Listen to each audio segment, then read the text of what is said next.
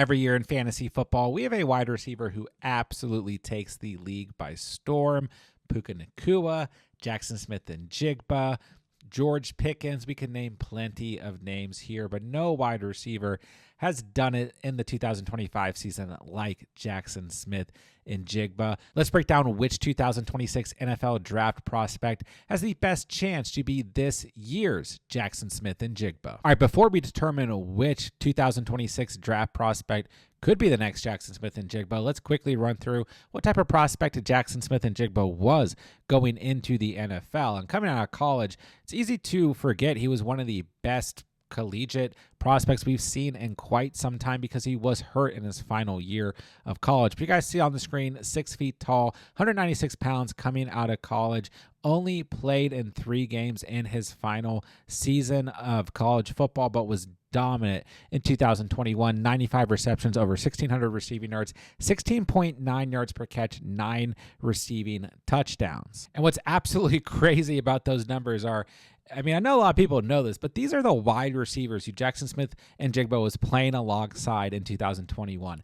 Garrett Wilson, Chris Olave, mainly those two guys, but also Marvin Harrison Jr. and Emeka Egbuka were both on that same Ohio State team, amongst other names at the wide receiver position. I mean, what an absolutely loaded roster at the wide receiver position. What an absolute powerhouse Ohio State is in terms of producing NFL caliber wide receivers. But bear in mind, remember this for later in the video, he did play alongside amazing talent and still produced at the collegiate level. In terms of some of his strengths or areas of concern coming out of college, I mean, there are much more strengths than I think of areas of concern, but easily was the best route runner in his draft class, was very good at creating separation. It was a possession wide receiver, so he was able to produce at high caliber out of the slot and was kind of a security blanket for the quarterback position.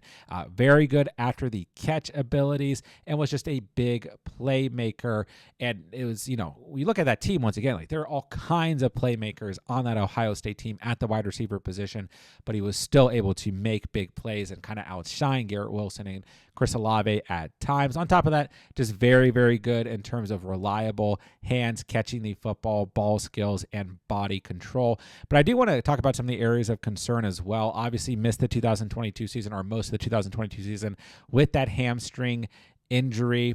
Keep in mind that's going to play into what wide receiver I think could be the next Jackson Smith-Njigba. Didn't necessarily have top end speed, so speed wasn't like a great strength for JSN coming out of college, and wasn't exactly like the most physical wide receiver, amongst some other things on there as well. But those are things that I want you guys to remember primarily, and obviously none of those concerns have really mattered at the NFL level. I want to quickly reference his reception perception 2021 chart here coming out of college. Obviously made by Matt Harmon. He does incredible work at reception perception, but the corner and dig route were what he mainly ran, and then a flat route as well. But remember the corner and dig route on top of the out route as well, and post in terms of things or routes that he was able to excel at. I think these are really important because you think of a slot wide receiver, you don't always think of those kind of down the field type of routes, but JSN was very good at those in college. I think that'll be important for our comparison here as well. Then last but not least, he got drafted to the Seahawks.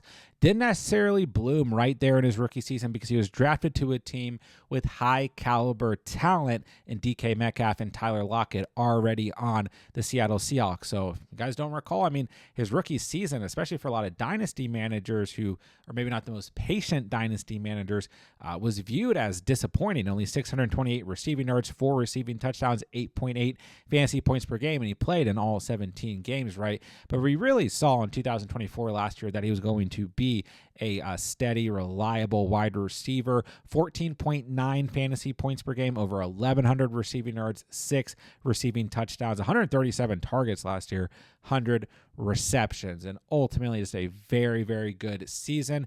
But, you know, it's obviously this past year where we've just seen him absolutely blow that out of the park. 21.6 fantasy points per game so far on the season, 7 receiving touchdowns, over 1,300 receiving yards, 82 receptions just through the first 12 games of the season. Likely to be the fantasy wide receiver 1 on the 2025 year. But I do think it's important to remember, you know, he got off to kind of a slow start in the NFL, but the talent was always there. All right, to summarize some of the key points and what we're looking for in terms of the next JSN, playing next to amazing talent at the collegiate level, but still producing, primarily plays out of the slot, but excels at post, out routes, some of those deep routes.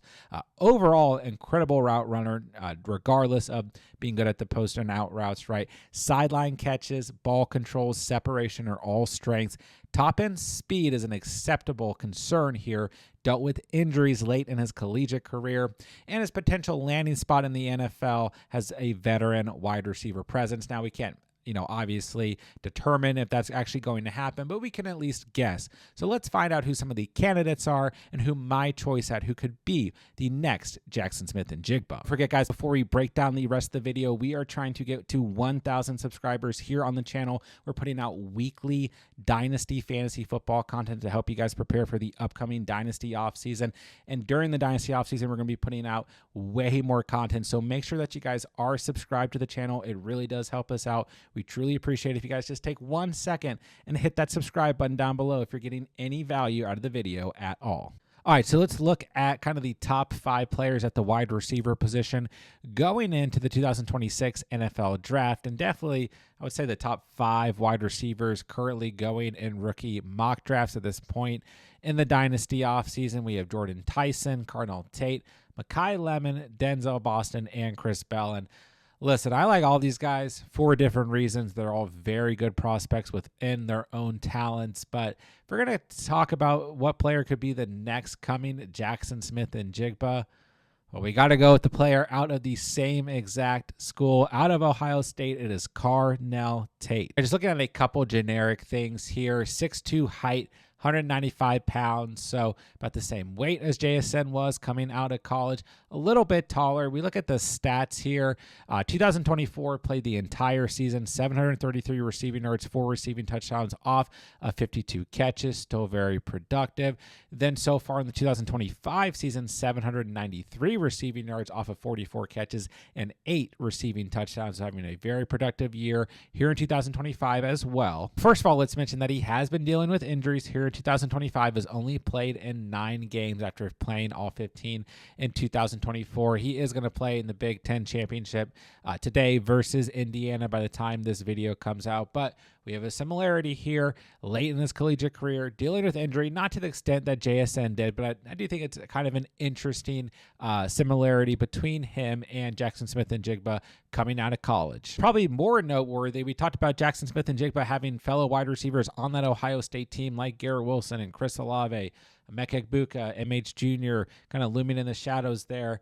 Well, as good of prospects as all of those guys were, and as good of a prospect as Jaxon Smith-Njigba was, and as good of a prospect as I think Carnell Tate is, he is playing alongside Jeremiah Smith, who some are considering the best prospect at the wide receiver position that we have ever seen. You look at these stats, over 1,300 receiving yards last year off of 76 catches, 15 receiving touchdowns. So far in the 2025 season, 942 receiving yards off of 72 catches and 11 receiving touchdowns. He's set to have another monster year next year before he declares for the NFL draft. So yes, we have Carnell Tate playing next to extreme talent at the collegiate level and still producing. He's not producing to the degree that JSN was producing in his sophomore season or anything, but once again, still very productive, playing alongside an incredible wide receiver in Jeremiah Smith. All right, when we look at some of Carnell Tate's overall strengths, we have to start with route running. Remember, that was a huge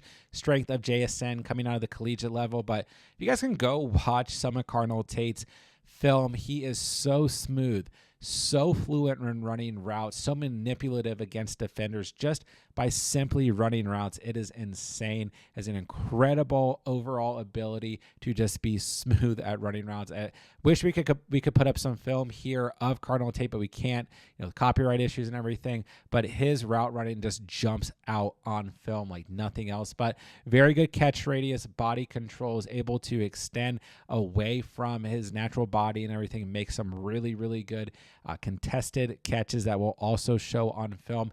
Very good, like toe tapping type catches. And, you think of some college players, they're able to do with 1 foot in because that will count at the collegiate level.